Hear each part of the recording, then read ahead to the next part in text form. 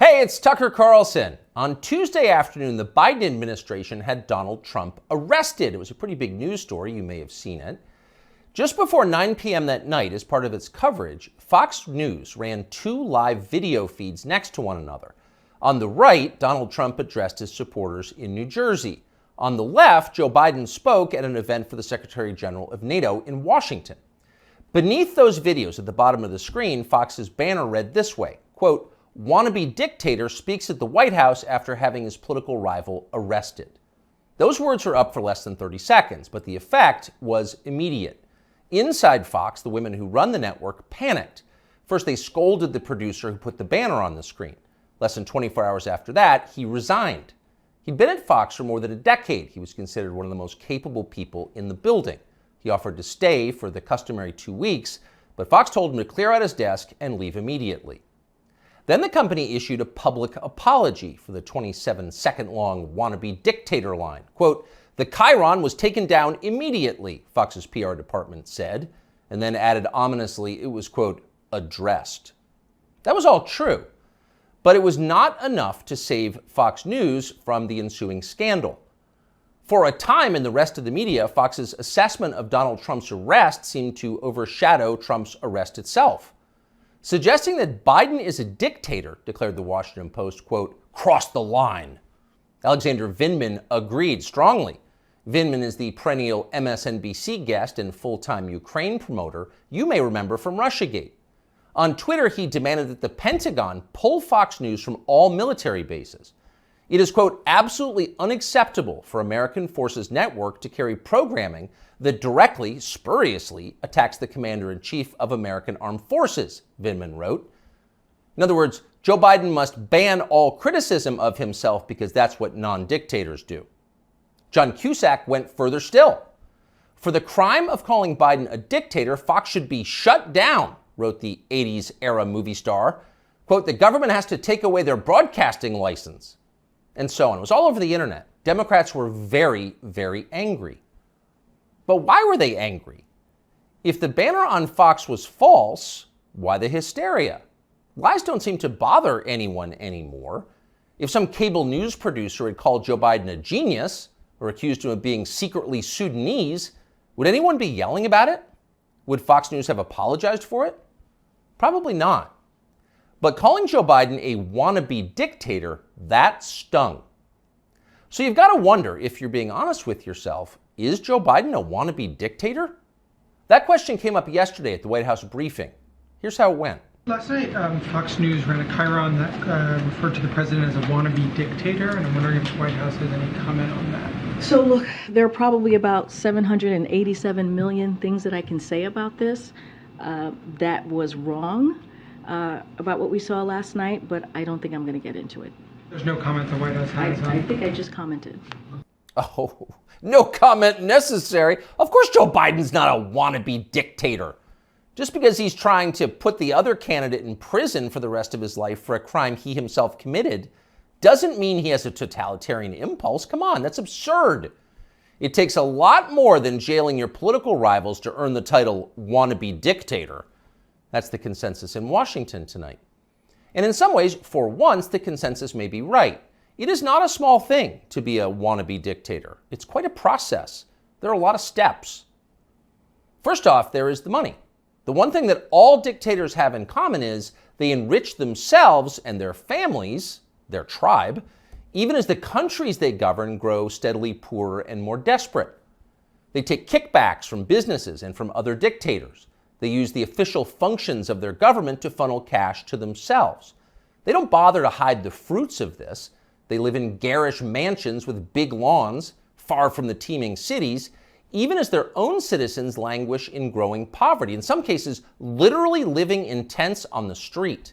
So they don't really hide it, it's all pretty blatant, and ordinary people resent it. Of course they do, and wannabe dictators know they resent it, but they don't care. There's nothing the population can do about it in a dictatorship. It's no longer possible to fight injustice in a system like that. People can't gather in large numbers to protest the rule of the dictator. If they try that, they'll be arrested by his state security services, even years after the fact. A visit from men in body armor at the breakfast table. That happens.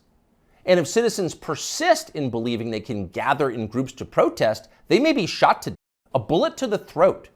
And then, just to make the humiliation complete, to make the lesson gin clear to everyone else watching, their relatives can be arrested for daring to complain that their children were for complaining. That actually happens in some places. Ask Ashley Babbitt's mother.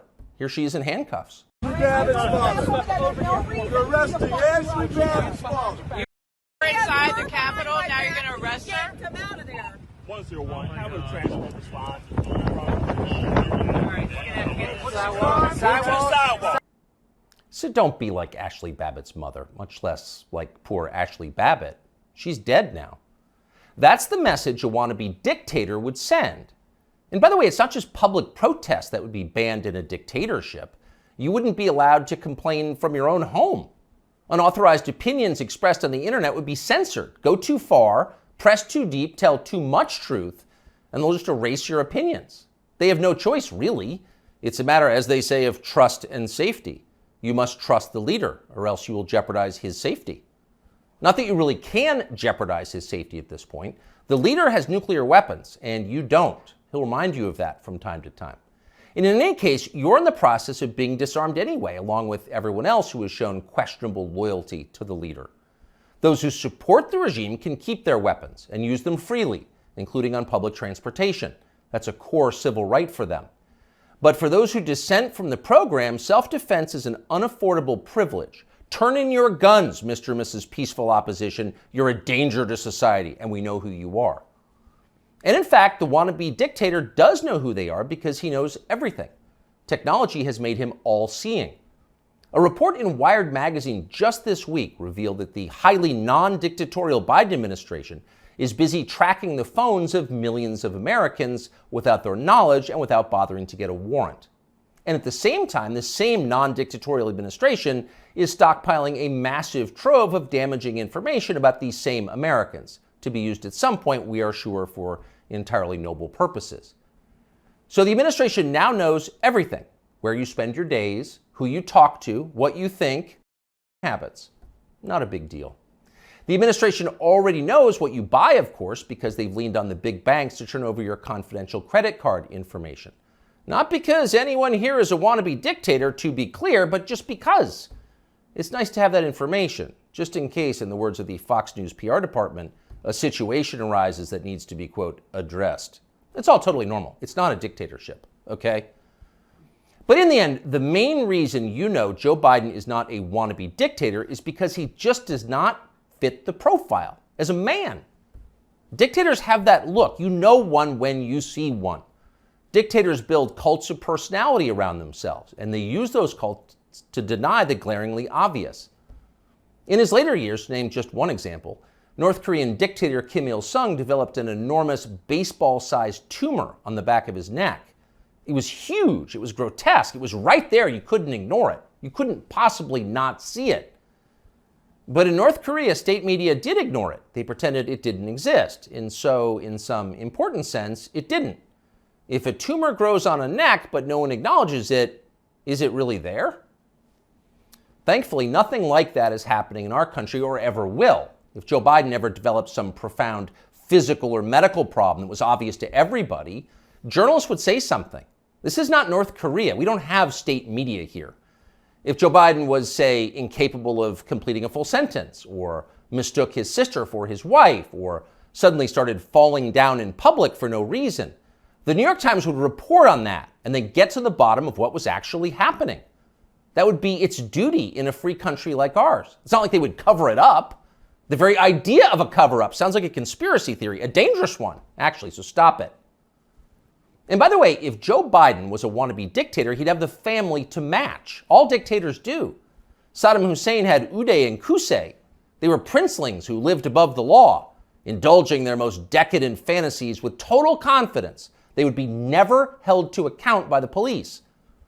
As the sons of a dictator, they knew they could do exactly what they wanted, and so that's what they did. There's no one like that around Joe Biden. He doesn't have weird scandals at the heart of his family that no one in the media will ever talk about. He doesn't have a ne'er-do-well former nightclub-owning brother who's made a living for 30 years by being related to him. Not at all. That's dictator stuff. Joe Biden doesn't award ridiculous inflated titles to his relatives that the media are then required to take seriously. He doesn't call people doctor who didn't go to medical school and then force you to nod along like it's real when everyone knows it isn't. Joe Biden. He doesn't have weird sex with his wife Elena. Joe Biden would never do that. Nor does Joe Biden dress like a dictator. He doesn't do photo ops in mirrored sunglasses driving a sports car to convince you that he isn't frail and but instead powerful, virile, and wise. That's just not his style. If Joe Biden was a dictator, he'd be wearing epaulets and carrying a tasseled riding crop, and he isn't yet, so calm down. If he was a dictator, Biden's speeches would look like Nuremberg rallies. A red backdrop, armed soldiers by his side, screaming about crushing his eternal enemies. Honestly, Biden did come close to that one time last September at a speech in Philadelphia, but it wasn't in any sense dictatory. It was necessary. As MSNBC assured us at the time, quote, Biden aimed to showcase his faith in the military apparatus and its ability to back the democratic order. See, it was about democracy, not dictatorship. No cause for alarm. He is not a dictator. A dictator would stockpile ammunition for his own bureaucrats, including his tax collectors. He'd redefine the legal code to make disloyalty to the regime the most serious crime. He'd claim dominion over the most intimate parts of his citizens' lives. He'd define what attitudes they were allowed to have about and religion and how to raise their families. He would even, in his final grandiose stage of dictatorship, claim ownership of their children. And Joe Biden wouldn't do that. And to prove he would never do that, Biden just this week released this video. These are our kids. These are our neighbors. Not somebody else's kids, they're all our kids. And our children are the kite strings that hold our national ambitions aloft. It matters a great deal how we treat everyone in this country. LGBTQ Americans, especially children, you're loved, you're heard, and this administration has your back. See? Joe Biden isn't saying your children belong to him like a dictator would. He's saying something very different from that. He's saying America's children are, quote, our children. Not his alone, ours. You share your children with Joe Biden evenly, right down the middle, with alternating weekends. You've got joint custody with Joe Biden, and you can thank heaven that you do. A nation is like a family. Every family has a head, a father. That's Joe Biden, our nation's father. And this, ladies and gentlemen, is now his fatherland. Just don't call it a dictatorship, or we'll have to issue a statement disavowing you. Younger people say the news is full of lies. In Kennedy's motorcade. 239 people. The death of Jeffrey Epstein.